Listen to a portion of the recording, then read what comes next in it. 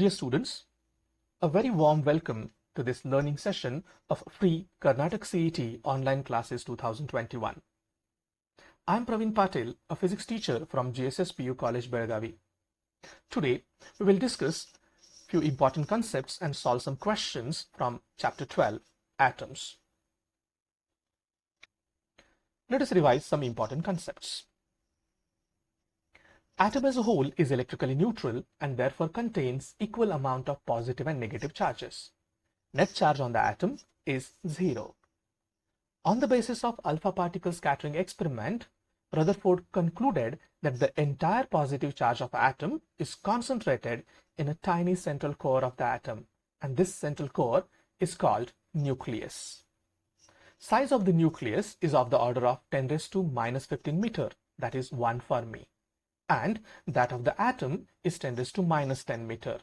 Clearly, if you compare the size of the nucleus with the size of the atom is huge and nucleus is extremely small, and there is a lot of space between the nucleus and the orbiting electrons. Impact parameter is the perpendicular distance between the initial velocity vector of the alpha particle from the center of the nucleus. It's shown clearly here in the diagram. And the equation for impact parameter is Ze square cot theta by 2 whole divided by 4 pi epsilon naught k. Here k is the kinetic energy of the particle.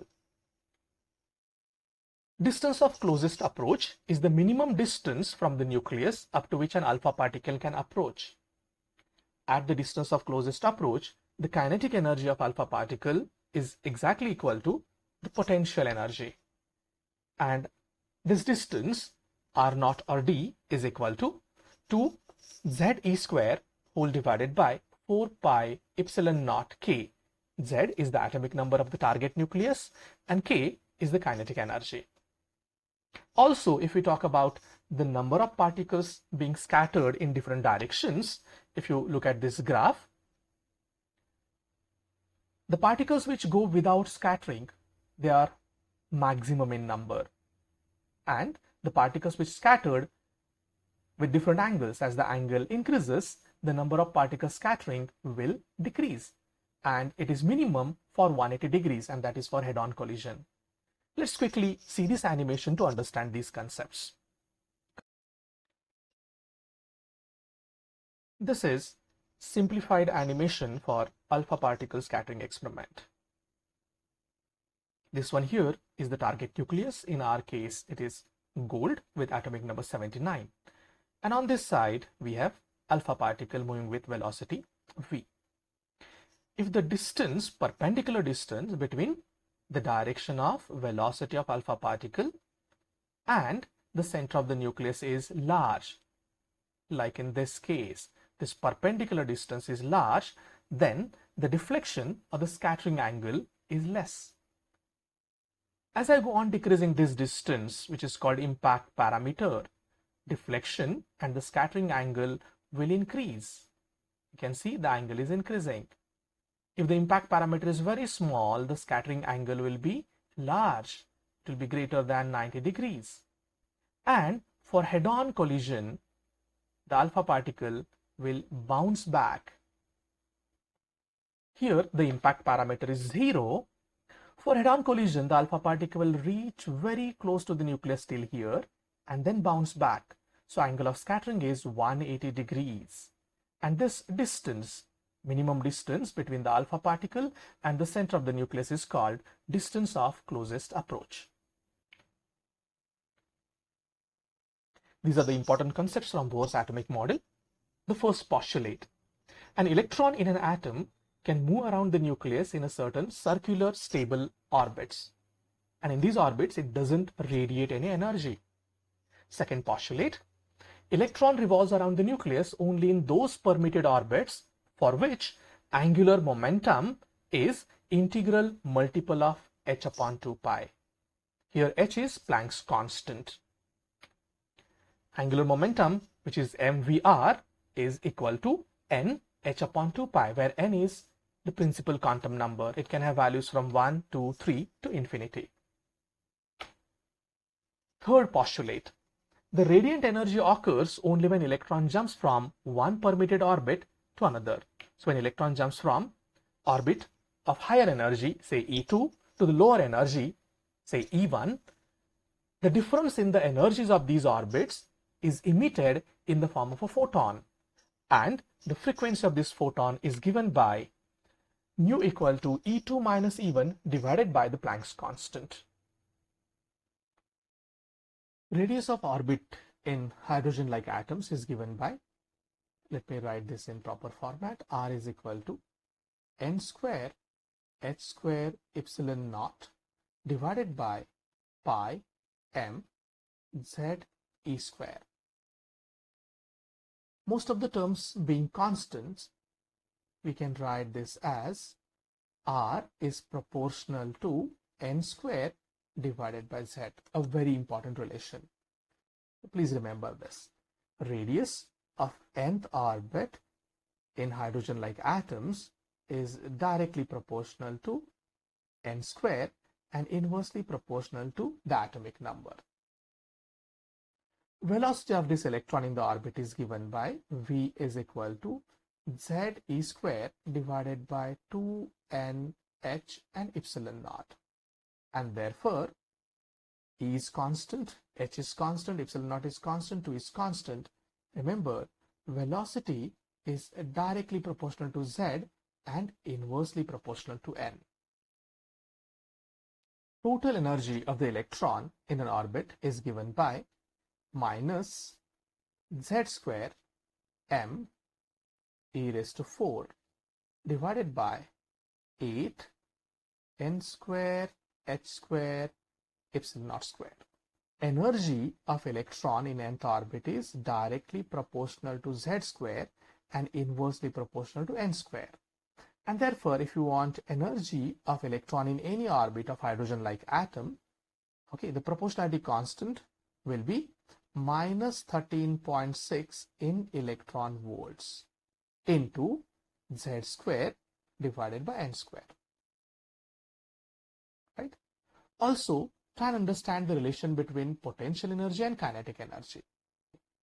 Potential energy is 2 times kinetic energy with a negative sign. Total energy is numerically equal to kinetic energy but with a negative sign. Let's have a quick recap of spectral series of hydrogen atom. The various spectral series of hydrogen atom can be represented with this kind of simple orbital diagram. When a transition from higher energy level to the first orbit or ground state occurs, Lyman series is obtained. The values of frequencies obtained here lie in the ultraviolet region of electromagnetic spectrum. Yeah, this transition gives us the longest wavelength of Lyman series. When transitions from all higher energy levels to second orbit occur, Balmer series is obtained. The values of frequencies obtained due to these transitions lie in visible region of electromagnetic spectrum, and this one gives the longest wavelength of Balmer series. And when a transition occurs from higher energy level to orbit number 3 with principal quantum number n equal to 3, Paschen series is obtained, and all these wavelengths lie in infrared region of electromagnetic spectrum. For bracket series, transitions must occur from all higher energy levels to orbit number 4 with principal quantum number n equal to 4, and these wavelengths lie in infrared region of electromagnetic spectrum. The last one is the Fund series. Here transitions occur from all higher energy levels to n equal to 5 state, and these wavelengths lie in infrared region of electromagnetic spectrum. Let us solve a few questions on these concepts. Question number 1. In Rutherford experiment for head-on collision of alpha particles with a gold nucleus, the impact parameter is, as we know, impact parameter is the perpendicular distance between initial velocity vector of the alpha particle and center of the nucleus.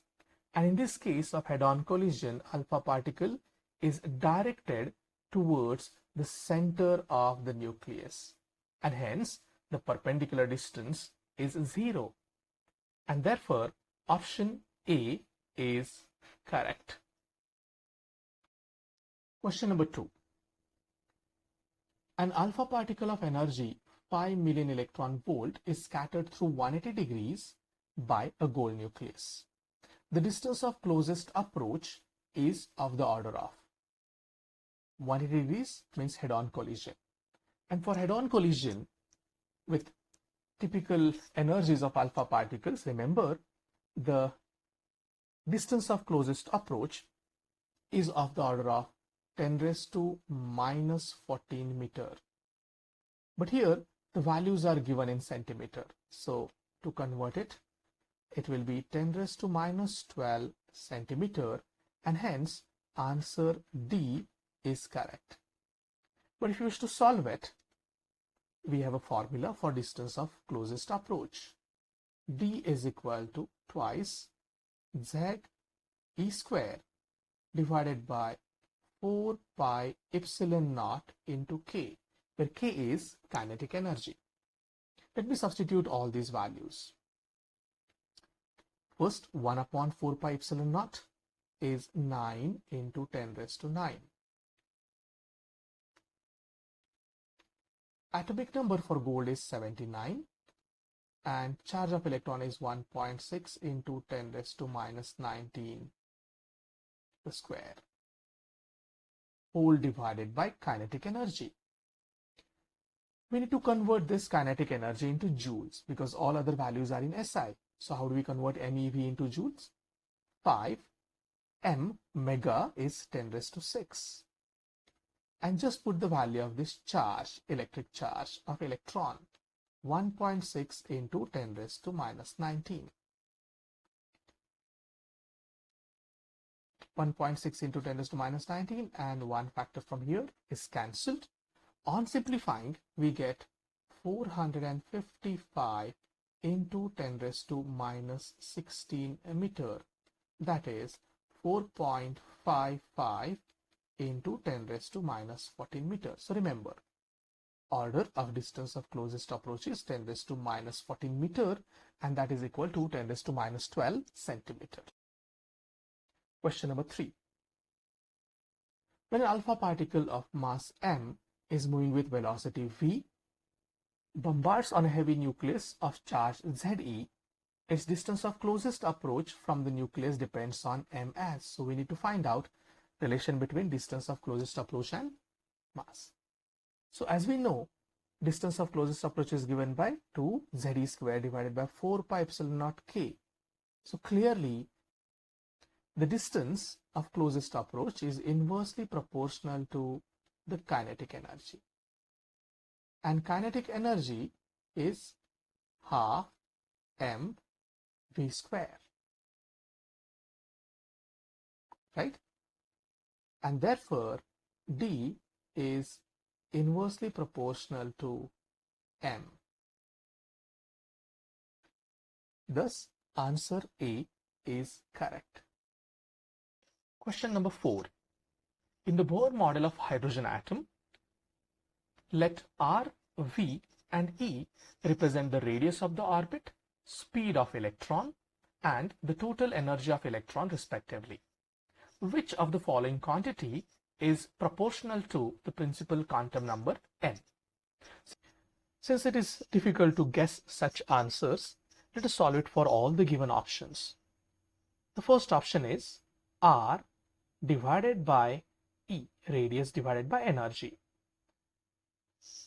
This must be proportional to Z is 1 in all the cases. Radius is directly proportional to n square. So n square will go here. Energy is inversely proportional to n square, 1 divided by n square. So this ratio would be n raised to 4. Second option is E divided by V, energy divided by velocity. Now this ratio must be proportional to E is inversely proportional to n square and V is inversely proportional to n. So this will go in the numerator. And therefore the ratio would be 1 divided by n. Third option, radius into energy.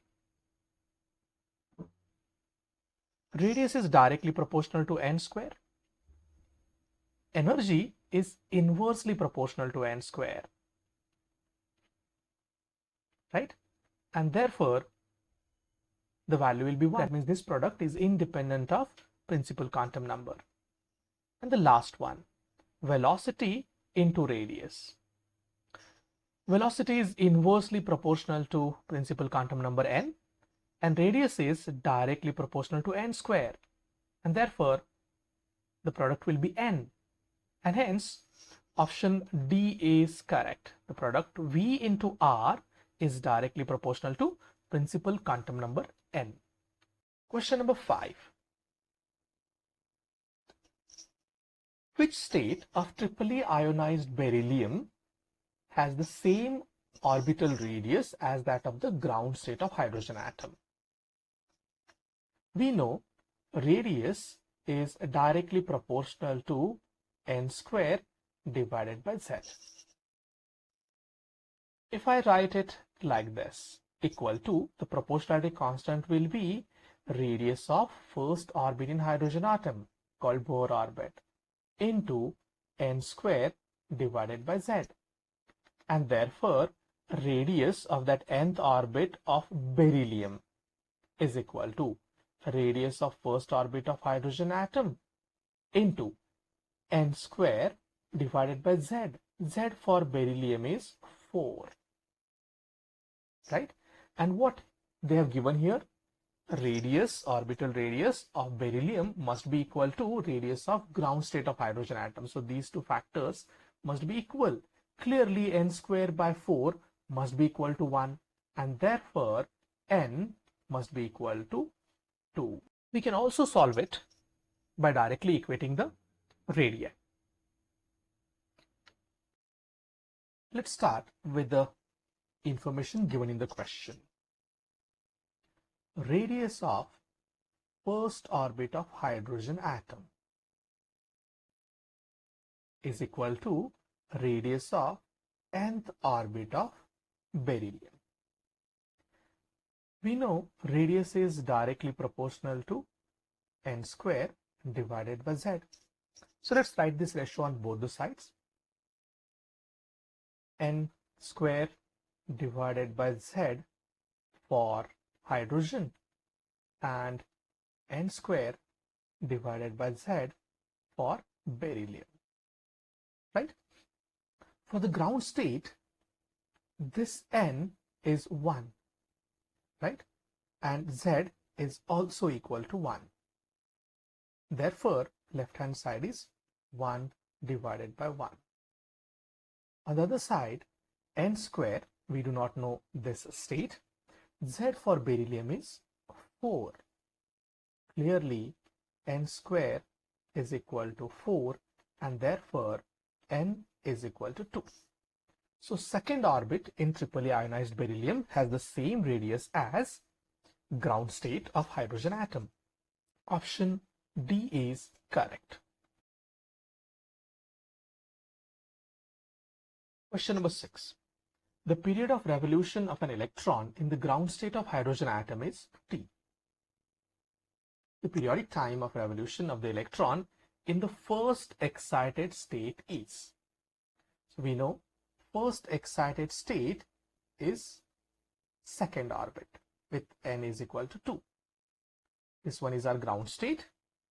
Here they have given periodic time as T. So let me take T1 is equal to T, and we need to find out this T2, periodic time of electron in the second orbit. We know that the periodic time of revolution is directly proportional to cube of the quantum number. And therefore, if I write T2 divided by T1, this should be equal to N2 divided by N1 cube. T2, T1 is T, N2 is 2, and N1 is 1, and cube of this. So clearly T2 is equal to this T will go here in the numerator, and 2 cube is 8, and therefore 8T is the correct option. Question number 7. Frequency of revolution of an electron revolving in nth orbit of hydrogen atom is proportional to. In the previous question, we use this formula. Periodic time is directly proportional to n cube. And now we know frequency is equal to 1 divided by periodic time.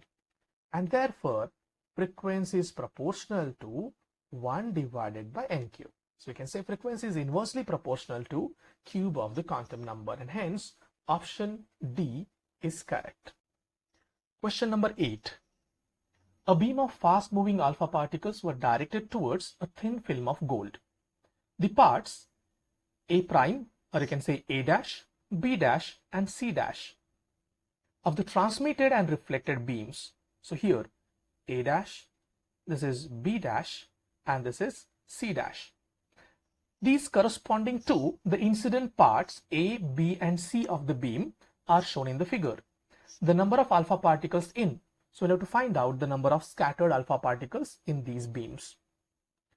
Clearly, most of the alpha particles will pass through the gold film without getting deflected, and a very small number would be reflected back, bounced back, and this is possible for head-on collision. As you can see here, most of the particles go undeflected, and as the angle of scattering increases, the number of scattered particles goes on decreasing, and it's minimum for 180 degrees. So here, number of particles here in this part of the beam should be maximum, little less in C dash, and very few in B dash. So A dash should be maximum and B dash should be minimum. And therefore, answer D is correct. Question number 9. The energy required to excite an electron from n equal to 2 to n equal to 4 state in hydrogen atom. So let's say this is the ground state. This will be n equal to 2, n equal to 3, and n equal to 4. We are exciting this electron from n equal to 2 to n equal to 4. So the energy required is energy difference between these two. N values are 1, 2, 3, and 4. We need to know the difference of energy in these two levels. So we already know energy difference here. Energy here is minus 3.4. Energy here is minus 0.85. Directly, you can find out the difference to be 2.55 electron volt. So it's a good idea to use a formula and solve such things, right? So here energy difference will be energy of the fourth orbit minus energy of the second orbit. We know this, right? Minus 13.6 divided by n square. So here it is 4 square minus 13.6 divided by 2 square. Correct? So this will be 13.6 is common, minus of minus will be plus here, so I'll write this factor first. 1 by 4 minus 1 by 16. If you solve it, the answer will be 2.55 electron volts, and you'll get the positive difference. Question number 10. Hydrogen atom in the ground state absorbs a photon of energy 10.2 electron volt. The orbital angular momentum of the electron is increased by. In the beginning, electron is in the ground state, so n is equal to 1 here. And from ground state, it absorbs energy of 10.2 electron volt. It's a good idea to remember this also. Tell me, what's the energy of the first orbit? Minus 13.6. Energy of the second orbit is minus 3.4. Energy of the third orbit is minus 1.51. Look at the difference in the energies here. Between the first and the second orbit, it is 10.2. So when we supply 10.2 electron volt, electron from the first orbit will jump to second orbit. It will go to the first excited state. So I need to find out change in angular momentum in these two states.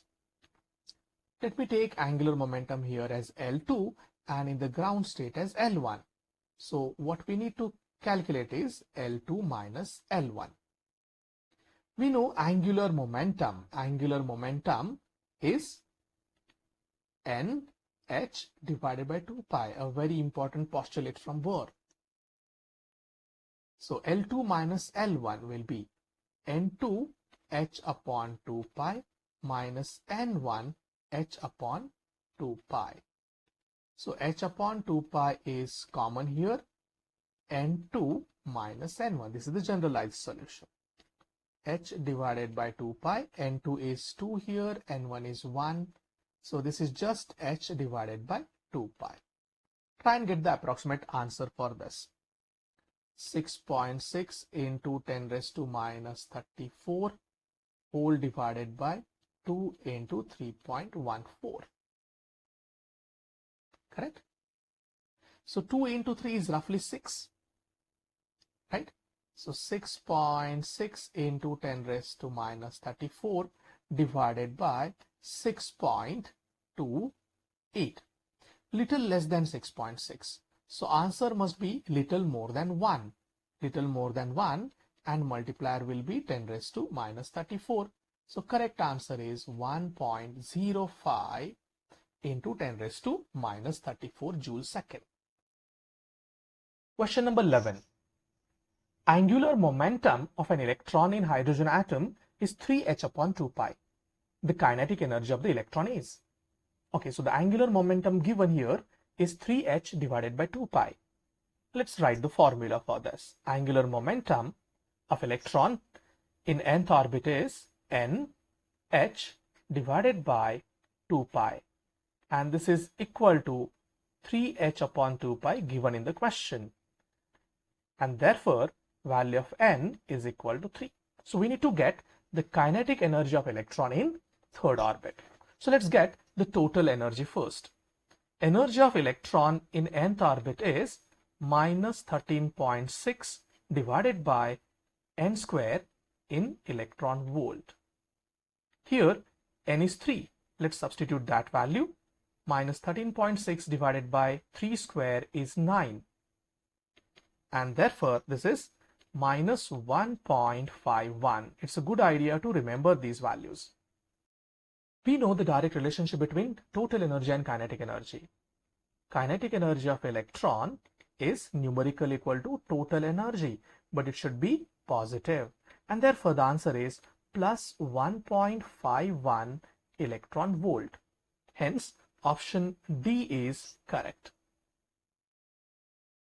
Question number 12. Total energy of an electron in an excited state of hydrogen atom is minus 3.4 electron volt. The kinetic energy and potential energy of electron in this state is. Okay, these are common questions and can be solved without doing any mathematical jigglery. So remember, total energy is always the sum of kinetic energy plus potential energy of the electron. Now remember some important things. Kinetic energy and total energy are numerically equal. Kinetic energy will be positive and total energy will be negative. Also, potential energy is twice the kinetic energy with a negative sign. Remember this.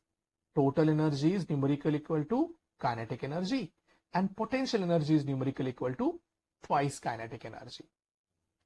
Okay, so if I say kinetic energy is x, then total energy will be minus x and potential energy will be with negative sign 2 times. Is the equation balanced?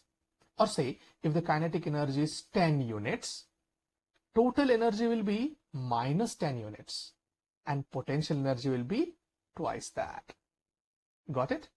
So we know total energy and kinetic energy are numerically equal. If total energy is minus 3.4, kinetic energy should be plus 3.4.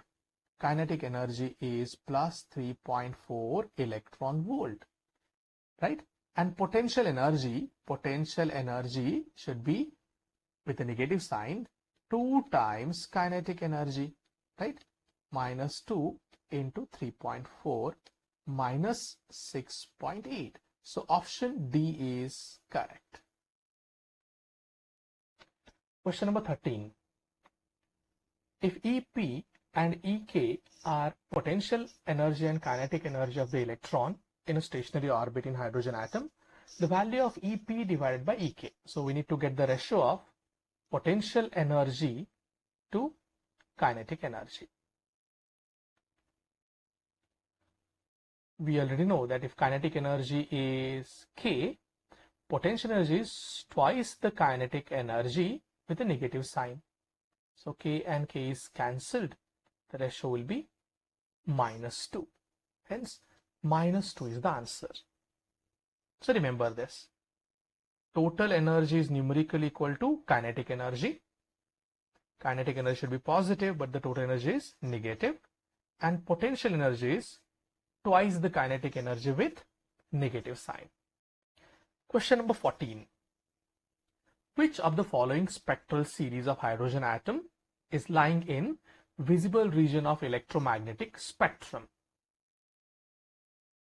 Okay, let's write all these things. We all know that the first series, Lyman series, lies in UV region, ultraviolet region of electromagnetic spectrum. Then comes Balmer series, which lies in visible region of electromagnetic spectrum. Pfund series and Paschen series, both of them lie in infrared region of electromagnetic spectrum. So here they have asked us visible region, and therefore answer is Balmer series. Question number 15. Frequency of the series limit of Balmer series of hydrogen atom in terms of Rydberg constant R and velocity of light c is. The important terms here are Balmer series. For Balmer series, we know the corresponding transitions are from all higher orbits to n equal to 2. From all higher to n equal to 2. The last line would be n equal to infinity to n equal to 2. So clearly, the first member here, this is the first member. This corresponds to n equal to 3, n equal to 3 to n equal to 2. And the last member corresponds to a transition from n equal to infinity to n equal to 2, right? And remember, the line which appears short here is actually the longest wavelength. And this side is the shortest wavelength. So remember, first member, longest wavelength, minimum energy and minimum frequency. This side, shortest wavelength, maximum energy and maximum frequency. E is maximum here, frequency is maximum here for the series limit. This is also called series limit. So for Balmer series, N1 is equal to 2 and N2 is equal to all higher quantum numbers up to infinity. And series limit corresponds to this transition from infinity to 2. Okay, let us use our standard formula and solve this particular question. 1 divided by lambda is equal to Rydberg constant into 1 upon n1 square minus 1 upon n2 square. For series limit, n1 is 2, so 1 by 4. n2 is infinity, 1 by infinity is 0. So clearly 1 by lambda is equal to r divided by 4. But we want frequency, right? Frequency is equal to c divided by lambda, right? Frequency c by lambda. So I'll substitute the value of lambda here. Lambda is equal to C divided by frequency. So frequency divided by C is equal to R divided by 4, and therefore frequency is equal to RC divided by 4, and therefore option D is correct. Question number 16. The de-Broglie wavelength associated with electron in hydrogen atom in the ground state. So clearly we know for ground state n is equal to 1. And we need to find out what's the de-Broglie wavelength. According to Bohr's postulate, the circumference 2 pi r must be equal to integral multiple of lambda. And therefore, lambda is equal to 2 pi r divided by n. N is principal quantum number, r is the radius of the orbit. So for hydrogen atom in the ground state, n is equal to 1. And it's a good idea to remember the value of first Bohr orbit, radius of first orbit, that is 0.53 angstrom. And therefore, lambda is equal to 2 into 3.14, radius is 0.53, and this quantum number is 1. Therefore, lambda is equal to 3.33 angstrom. Hence, the answer is D. Okay, this symbol should be angstrom. Question number 17. The shortest wavelength of Paschen, Balmer and Lyman series are in the ratio. Now, we have already discussed this. Shortest wavelengths corresponds to series limit in every series. Let me start with the first one. This is the series limit. This transition corresponds to series limit of Lyman series. This one corresponds to series limit of Balmer series. And this one corresponds to series limit of Paschen series. Right? Okay. Now, for Lyman series, N1 is equal to 1 and N2 is equal to infinity. For all of these, N2 is infinity. Here, for Balmer, N1 is equal to 2, and for Paschen, N1 is equal to 3. For shortest wavelength or for series limit, let's use the formula. 1 by lambda is equal to Rydberg constant into 1 upon N1 square minus 1 upon N2 square. Clearly, N2 is infinity for everything, so this factor will be 0. This whole term will be 0, right? So, I'll write first for Paschen series, 1 by lambda for Paschen. Okay, so I'll write lambda 1 is equal to, or lambda p will write, Paschen series. Rydberg constant into 1 upon 3 square, which is 9. For Balmer series, 1 by lambda b, we'll use this symbol, Rydberg constant into 1 upon n square. N for Balmer series, N1 is 2. 2 square is 4. And for Lyman series, R divided by 1. Right? So clearly, if you take the ratio of lambda Paschen to lambda Balmer to lambda Lyman, what will be the ratio? Reciprocity, if you take 1 by 9, 1 by 4. So it will be 9 is to 4 is to 1. And therefore, option C is correct. Question number 18. What is the wavelength of light for the least energetic photon emitted in the Lyman series of hydrogen atom spectrum? Okay, let us focus on this. Least energetic photon, minimum energy. And which series is that? Lyman series. For Lyman series, first member, right, has the longest wavelength.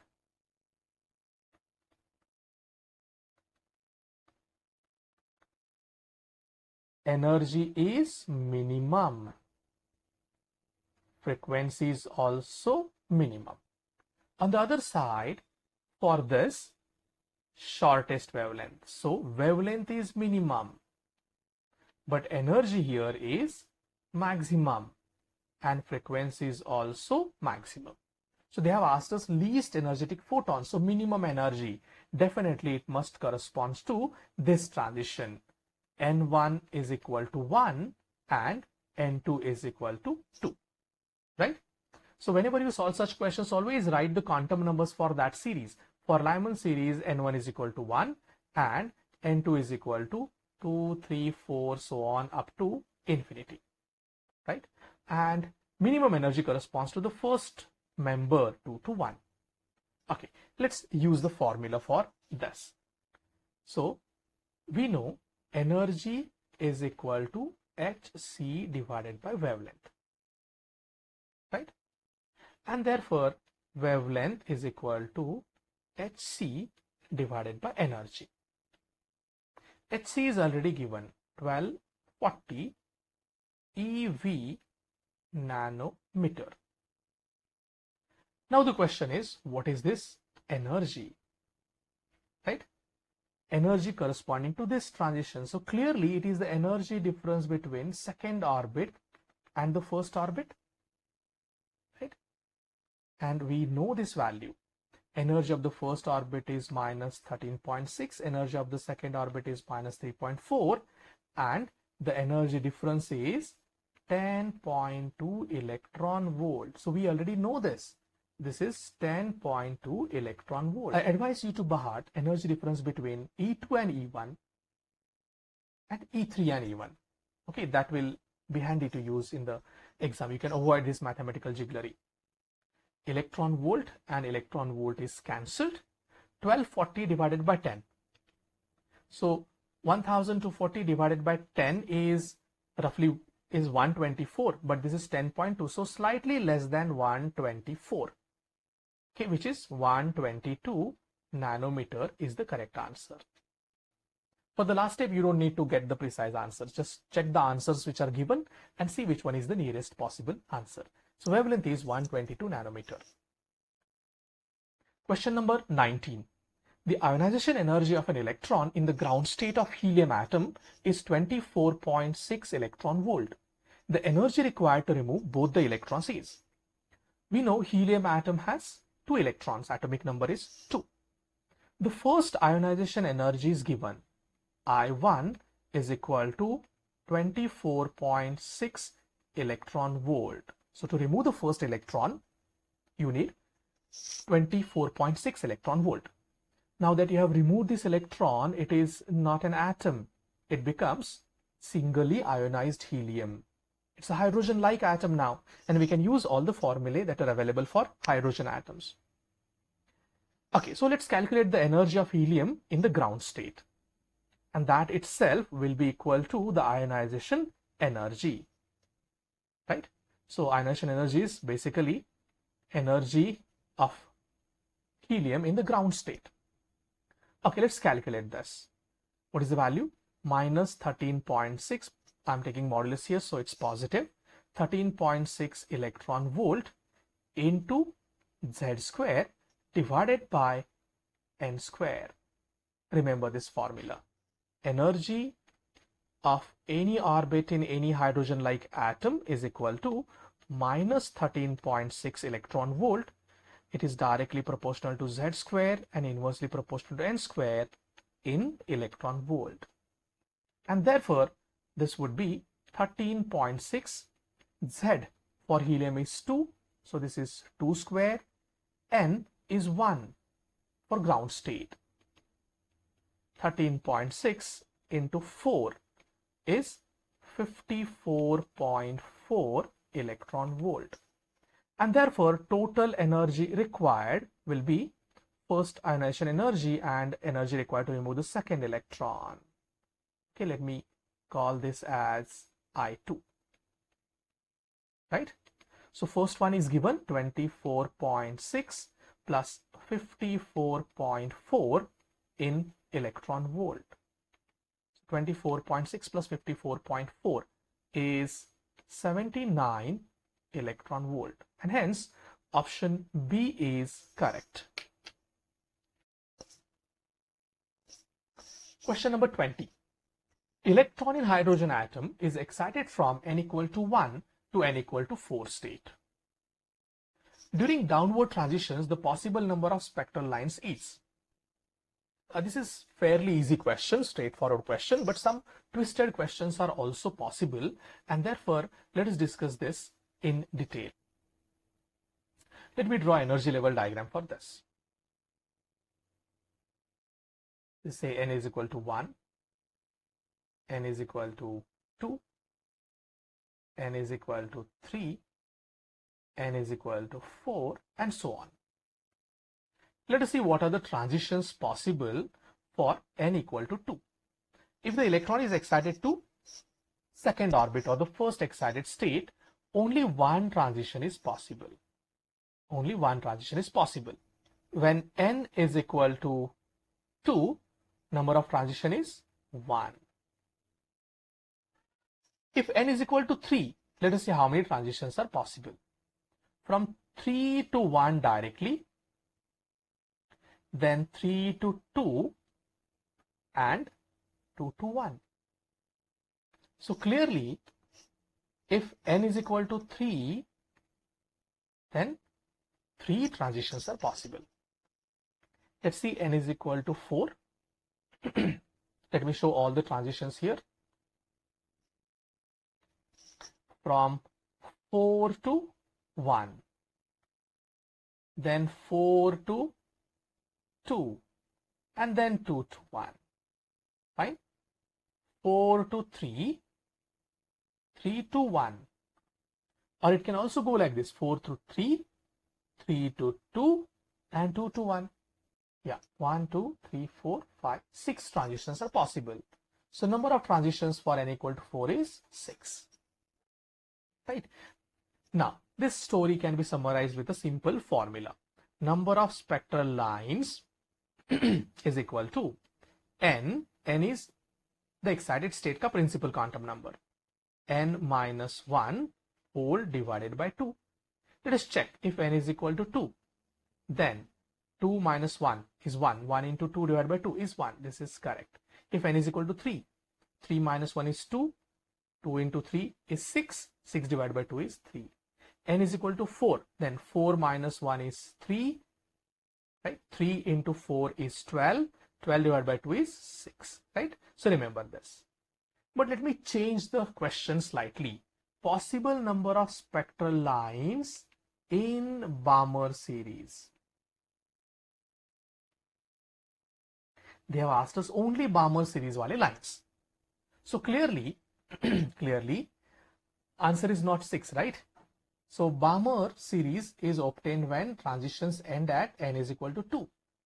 So what are the possibilities? This is one transition from 3 to 2, right?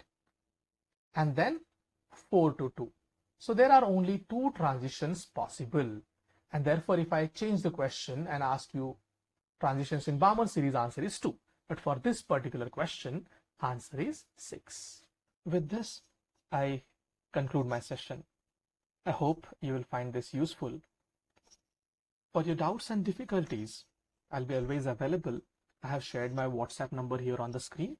Feel free to send your questions and queries. I thank all the authorities and members of SCH Foundation for taking such a nice initiative to help our students prepare better for their forthcoming CET examination. Thank you so much and all the best.